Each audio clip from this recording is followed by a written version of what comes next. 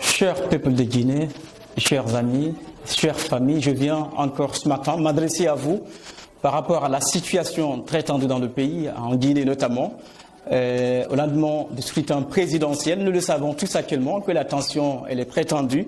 On tend vers une crise post-électorale ou violence électorale parce qu'évidemment, on a enregistré des morts et présentement encore au moment où je vous parle, c'est un peu chaud partout dans le pays, en Guinée. Je pense que ce qu'il y a vraiment lieu de dire aujourd'hui, c'était de dire la vérité à Alpha Condé bien avant ce scrutin présidentiel. Il fallait lui dire la vérité. Cette vérité d'abord, ça devrait commencer par son entourage, mais également par ses collaborateurs. La vérité, c'était quoi? Que, Monsieur le Président, vous n'avez aucun droit de modifier les dispositions de la Constitution guinéenne pour briguer un troisième mandat. C'était là qu'il fallait commencer. C'était là-bas également que le combat devrait commencer par le peuple guinéen. Mais malheureusement, on s'est beaucoup laissé faire. Et aujourd'hui qu'il a organisé ces élections avec tout ce que nous savons, avec une mascarade qui ne dit pas son nom, avec notamment des anomalies qui ont entaché vraiment tout le processus électoral. On vient aujourd'hui nous dire qu'évidemment, Alpha est en passe de remporter ces élections parce qu'évidemment, hier, on a tous suivi hier vraiment la proclamation des résultats provisoires partiels des 4 circonscriptions du pays sur 38 par la Commission électorale nationale dite indépendante. Et justement, ces résultats donnent encore largement d'ailleurs favoris dans les différentes localités du pays, comme on a su le constater hier soir, avec notamment Matoto, Matam, Kaloum et Bofa. Alpha a remporté évidemment largement ces résultats. Alors que nous le savons aujourd'hui vraiment que Alpha n'est pas populaire. Alpha, il a atteint vraiment ses limites. 10 ans dans le pays, Alpha, qu'est-ce qu'il a pu vraiment faire en Guinée en termes de développement? Qu'est-ce qu'Alpha a fait réellement pour la Guinée? Rien du tout. Alpha n'a pu rien faire pour la Guinée. Les Guinéens ils en sont largement conscients vraiment qu'Alpha, il a plutôt contribué vraiment au recul du pays, sur tous les plans démocratiques, qui était vraiment extrêmement important. On avait plein d'espoir en Alpha Condé, mais quand il est venu, qu'est-ce qu'on a constaté? Malheureusement, ce n'était pas l'homme de la situation. Et la Guinée vraiment a laissé Alpha modifier l'âme chère du pays qui est la Constitution pour briguer un troisième mandat. Personne vraiment ne souhaite organiser une élection et la perdre. Il faut vraiment être un vrai démocrate. Il faut vraiment être un vrai démocrate pour accepter sa défaite. Et Alpha n'était pas prêt à ça. On a constaté ça bien avant. Au Sénégal, dont je vous parle, on n'a pas pu voter ici. En tout cas, les Guinéens qui sont là, les ressortissants guinéens, et encore en Guinée-Bissau, n'ont pas non plus voté. Alpha a fermé les frontières bien avant pour empêcher quand même cela. On n'a pas compris cela. Ça, c'est sa décision personnelle. L'Union africaine, la CEDEAO, où sont-elles aujourd'hui? On ne les a pas entendus dans cette élection. Et aujourd'hui, que la situation vraiment, le contentieux électoral est là. Et évidemment, ils viennent maintenant nous dire la paix et voilà, la compréhension et entre autres mots que je ne comprends pas. Aujourd'hui, on a également enregistré tout à l'heure à Dakar un affrontement devant l'ambassade de Guinée au Sénégal entre les ressortissants guinéens et les forces de l'ordre qui vraiment manifestaient contre ces résultats provisoires donnés encore à Alpha Condé. Alpha aussi, tout à l'heure, on l'a entendu, il dit que je tends la main à tout le monde, je suis ouvert au dialogue, évidemment. Et si il a utilisé bien, si je suis proclamé vainqueur de ce scrutin, mais Alpha en âme et conscience, en toute transparence, consciemment, profondément, tous les Guinéens le savent que vous n'avez pas remporté ce scrutin présidentiel. Vraiment, il fallait vraiment avoir la hauteur de le dire. Acceptez également votre défaite. Parce qu'aujourd'hui, troisième mandat en Guinée, non.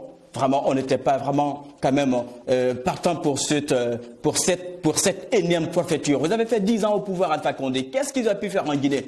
Rien n'est concret en termes de réalisation en Guinée. Rien n'a été fait en Guinée. Rien du tout. Aujourd'hui que tous les Guinéens, évidemment, tout le peuple guinéen est complice de cette situation. Ils sont là à regarder comme ça, impuissants, de manière impuissante, y compris la presse également, la société civile guinéenne, on ne comprend pas.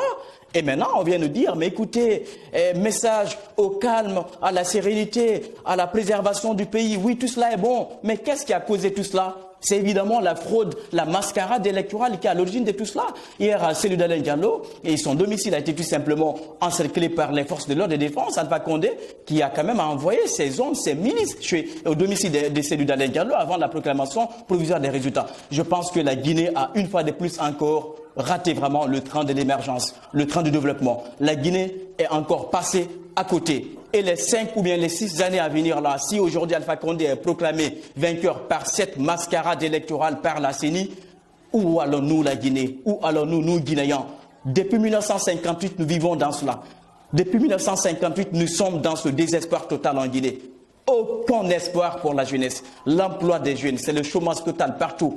La Guinée, avec toutes ses recherches aujourd'hui, la Guinée peine encore à décoller vraiment. La Guinée peine à être sur les rails de l'émergence, de développement. Je pense que vraiment, ça suffit. Ça suffit. Il faudrait vraiment que l'Union africaine, il faudrait que la CEDEAO, il faudrait que les institutions ou bien les organismes nationaux, sous-régionaux et internationaux disent la vérité à Alpha Condé. La vérité, c'est quoi? Que Alpha Condé accepte ta défaite. Tu es devenu vraiment impopulaire dans le pays.